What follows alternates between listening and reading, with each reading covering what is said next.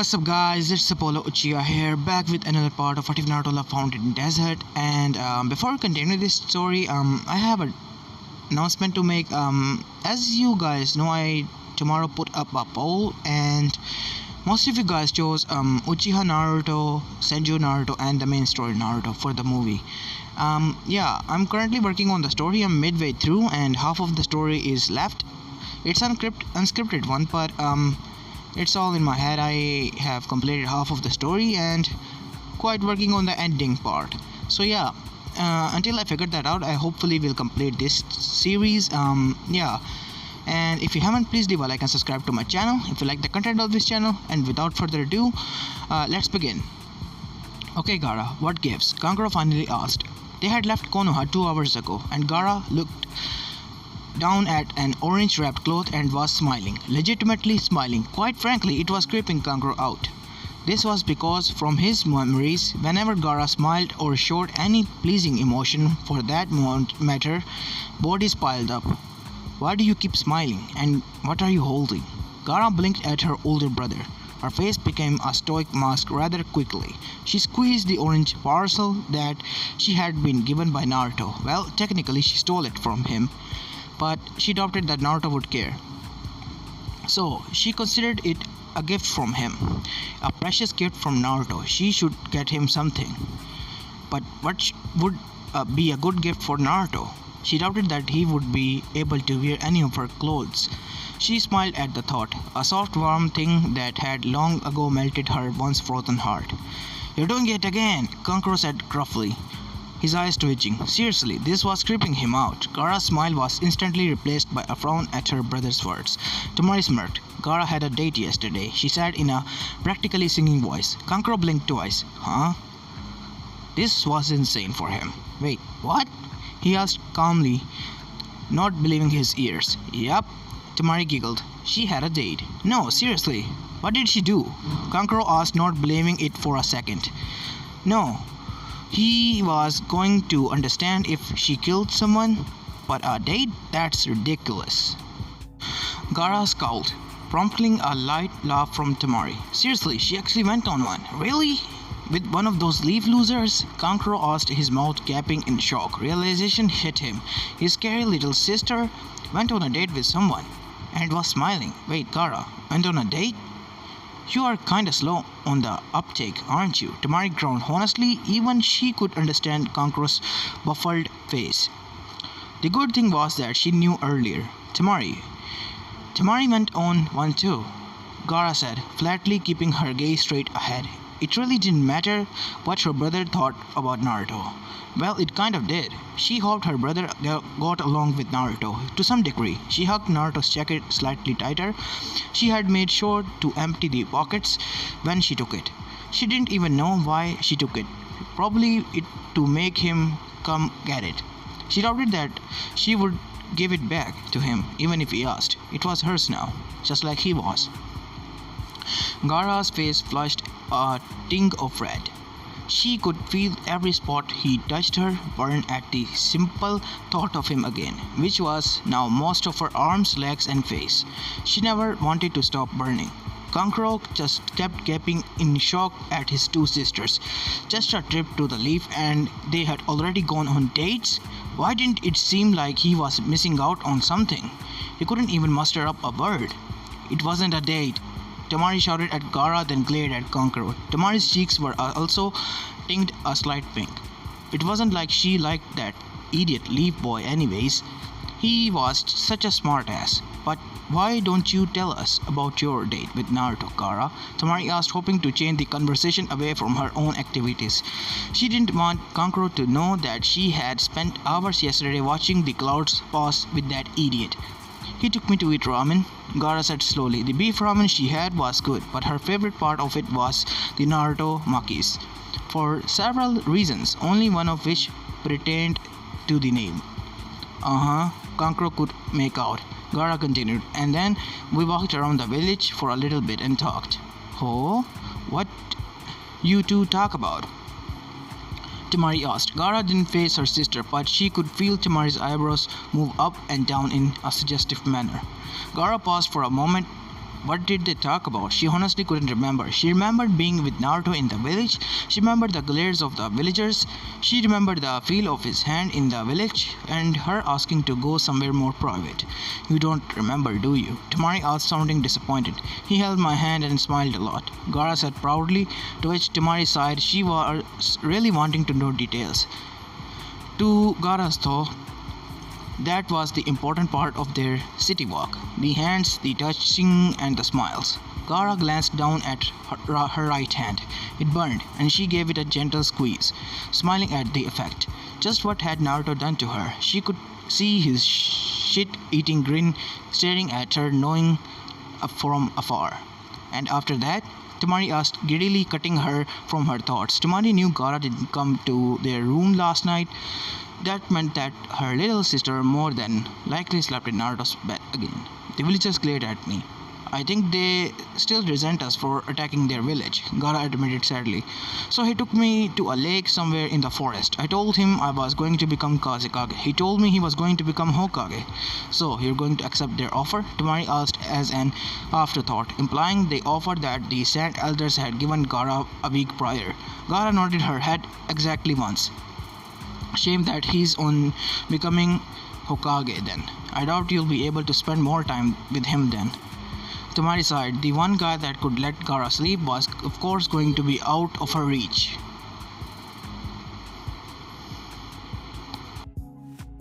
He told me not to worry about that, so I won't. Gaara's smile was genuine enough to affect Tamari. Tamari looked stunned at the confident look on her face.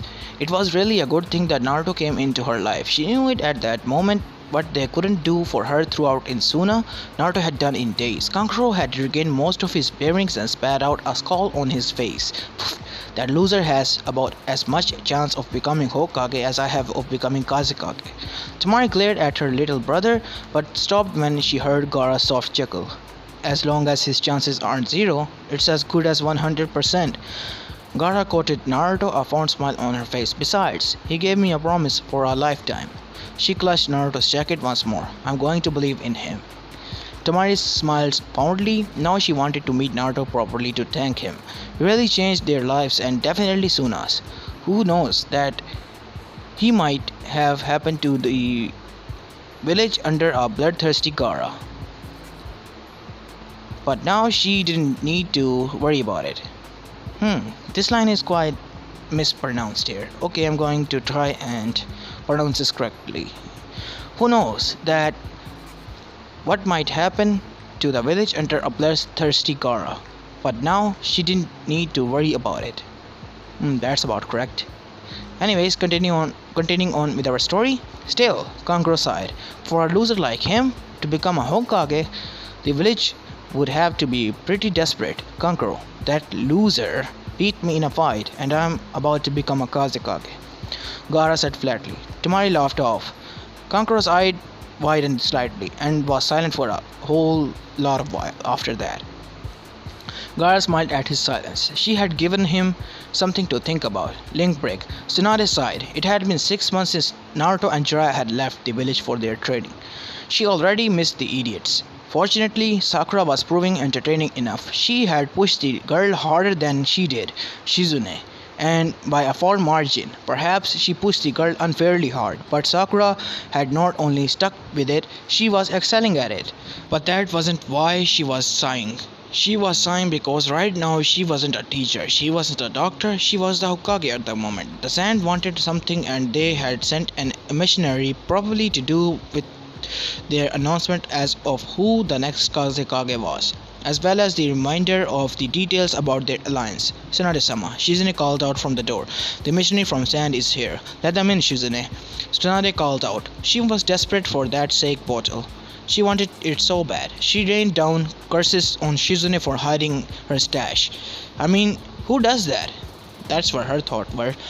Shizune quickly walked in with Tamari and Shikamaru walking close behind. Tsunade made Shikamaru the Sand Missionary official escort, largely because he had the most experience in dealing with them and was smart enough to not mess around anything. She shivered. Had she given Naruto a job of that sort? That was calamity waiting to happen. Hokage-sama, Tamari said with a low bow. I am Tamari of the desert here, and I am here on behalf of Suna for to inform you that my sister Gaara has been selected as the fifth Kazekage. Tamari pulled out three scrolls. I am also to deliver these three scrolls to you. Well, let's have them, Tsunade said, foregoing formality. Tamari was easy to deal with, reminded her of herself at times, at not because of the blonde hair. Tamari quickly handed the scrolls to Tsunade. The green scroll are details of the alliance between our villages, as well as a proposal of sort. Tamari said with a slight blush. Tsunade raised an eyebrow at that. Okay, now, she wanted to know. The red scroll is an invitation to Gaara's coronation as Kazekage, while the blue one is a personal request from the future Gondame Kazekage. Alright then. Tsunade said, breaking the seal on the first alliance scroll. Is this anything else, Tamari? The blonde sand girl jumped at the casual tone. Yes, I have another scroll to deliver to Naruto Uzumaki, and I'm also supposed to wait for your responses to the invitation and request. Tamari sat firmly, her back straight. Tsunade made her nervous. She wasn't talking to a woman that could level a mountain with a single punch. Sure, she could cut a forest with her fan, but crumbling a mountain was so much more impressive. More impressive. Sadly, Naruto is on a 3 year mission, Tsunade said, frowning. Though I can attempt to send him the scroll during the next report. Tamari frowned for a moment before nodding and placing a second blue one scroll on the desk. Tsunade commented, looking it over. I'll give you my answer to the request later in the day, but I believe I'll be able to attend the coronation. Tsunade offered with a smile. No. Have Shikamaru escort you to some place nice. Troublesome, Shikamaru muttered as he bowed, following Tamari out of the door. Tsunade smirked over the alliance scroll, looking for anything that caught her eye. She didn't want to read it in detail. That was for someone like Shizune and Kakashi to do. Something caught her eye towards the end of it. In order to further solidify the bonds between our villages, the Council of Elders of Suna requests a dual political marriage. We offer Tamari of the Desert to be wed to any citizen of Konoha you desire, while we wish to wed Naruto Uzumaki to our fifth Kazekage, Gaara of the Desert. Tsunade laughed. Gaara certainly works fast, she said out loud, waving Shizune over to read the paragraph as well. Shizune's eyes widened. It was comical, the Hokage and her sisters giggling like high school girls.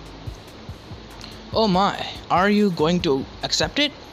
Shizune asked, hugging Tonton's tightly to her chest. Only if Naruto and Tamari agree to it, but I doubt that either will do it. Those two love their villages too much. Tsunade explained as she rolled the scroll back up. Everything else seemed to be in order. The red scroll for Gaara invitation was straightforward and formal. You are formally invited to attend the coronation of. Tsunade closed that scroll quickly. She smiled as she began reading the Gaara's personal request. Dear Lady Tsunade, Hokage of Konoha, I, Gaara of the Desert, would like to request that you should accept the invitation to my coronation. You bring Naruto Uzumaki in addition to your entourage. Should you be unable to attend my coronation, then I would like to request a personal mission of having Naruto Uzumaki attend that event. Should that not be possible as well, then I will still request a mission for him to come to Suna as soon as possible. You are no doubt aware of the relationship me and Naruto have, as you are also a part of the cause of it, for which I thank you deeply. You are also aware that Shukaku, the demon inside of me, does not allow me to sleep. The sole exception that is when I am near Naruto. That is why I am requesting this. No secret plot to steal your village's Jinchuriki, your future Hokage. Just a simple need for sleep. It has been 6 months, and as you are no doubt aware, preparing for the position of Kage is rather tiresome. With utmost gratitude, Gaara of the Desert, Kodame Kazekage. Tsunade smiling at the reading of this. Well, it's going to be a long 2.5 years for Gaara. Tsunade let out a laugh as she closed the scroll. She had the third scroll with a deeper hunger as message to Naruto, huh? Shizune gasped as Tsunade grabbed the scroll and began opening it. Lady Tsunade, that's Naruto's private mail. Shizune said, stomping her feet. It's rude for you to go through something private like that. Hey, I'm curious, and I hardly call mail between ninjas from two different villages private. And besides, why are you beside me if you do not want to read it? It's not a smile. Shizune had conflicted face before it shifted to one of resignation. Protocols be damned. This was her little brother on the line here. Tsunade chuckled and opened the scroll and stared at the four words that were written on it inside. Naruto, I'm tired, Gaara. Tsunade howled in laughter, to which Shizune chuckled lightly, smiling fondly. Link break. Leave ninja were very generous. Gaara mused as the ninja from Konoha left. They had stayed for her coronation, and all four of them, except one, had brought her a gift. From the Hokage herself, a bottle of sake. Tsunade said that because she was a Kage, she could lower the drinking age if she wanted to, if it exists in Suna. Gaara didn't like the idea of drinking, she liked being in control of herself. If she ever wanted to not be in control of herself, all she had to do was stop resisting Shikaku, so the sake would stay unused in the corner somewhere. Shizune, Tsunade's assistant, had given her a set of books, one of which was on how to cook ramen. It seemed even people in Konoha were trying to set her up and Naruto. She really didn't mind it. At least the ninja in Konoha were more concerned about her happiness than the political importance of a marriage between her and Naruto. Sakura, the grunt apprentice of the Hokage, Sakura had gotten Gaara a large orange teddy bear with a yellow swirl on its stomach. It had glassy blue buttons for eyes. Sakura's logic was simple and innocent. She knew that Gaara slept while Naruto was around, and the stuffed bear reminded Sakura of Naruto a bit. What on earth was she going to do with a stuffed bear nearly the same size as she was? Kakashi, Tsunade's designated bodyguard, was the exception. Kakashi hadn't gotten Gaara anything, which was fine because she didn't expect anything in the first place. He was the only Konoha ninja that wasn't a gift-giving freak. So why was there a box sitting on her bed when she entered her room? Who put it there? Going through it, she noted a note on the box. I understand that you and one of cute little Ganin of mine are attempting a relationship of sorts. I support this fully, as does Naruto's other sensei Jiraiya. He asked me to find some way to give these to you. He believed that they may be helpful to you and Naruto, and I must say I am quite jealous. Kakashi Hatake, Jonin of Konoha. P.S. Don't let Tsunade find out about this, and who gave this to you, or our lives are in your hands. If Gaara had eyebrows, they would be raised at the old note. She would have preferred it he hadn't given her any gift. Opening the box, Gaara saw another set of books. She did have more than most people to read. Icha, Gaara pondered innocently. Grabbing an orange book from the box, she flipped the first page. Link break. Gaara flopped down onto her bed, face panting into the largely unused and still soft mattress. A layer of dust from lack of use flew up from the covers as she made impact. It had been 2 months since she had laid down on the thing. 2 years, 5 months, 26 days, 40 hours, 15 minutes and 7 seconds. Gaara spurted out the time since she had last seen Naruto. She knew he was away on a 3 year mission, and she was making sure that the Hokage knew that she required Naruto to arrive as soon as the soonest possible moment. It wasn't exactly true that Gaara couldn't sleep without Naruto. She could just get a good night's sleep with him. She could sleep next to him as long as she wanted, without fear of Shikaku breaking free. Before she alone, she could maybe get 15 minutes every few months, but now she had a secret weapon that allowed her to sleep 4 hours every 2 months. It was a mere pretense of how much she was going to sleep when she got her hands on Naruto once again, though there was other things she wanted to do with him as well. Something involved the bed but not sleeping in it. She blushed. Gaara had decided about a year ago that the next time she saw her blonde ninja that she was going to kiss him. No, that was wrong. They were going to share a kiss. The places he touched her still burned with a comfortable heat at the thought of him. It made her spine tingle in her lower back. She wanted her whole body to burn.